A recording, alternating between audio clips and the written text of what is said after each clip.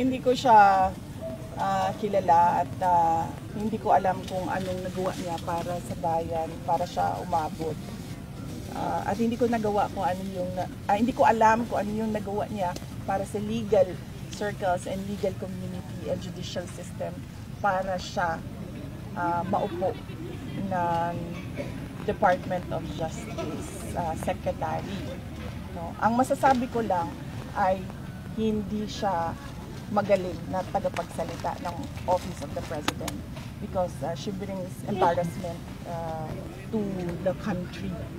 Kasi ang tagapagsalita ng isang Pangulo, pinakikinggan niya ng global community, ng international community. At pag nakikita ng mga kapitbahay natin, yung mga malalayong lugar na ganito magsalita, ang tagapagsalita ng Office of the President, nagdadala yun ng kahihiyan sa bayan.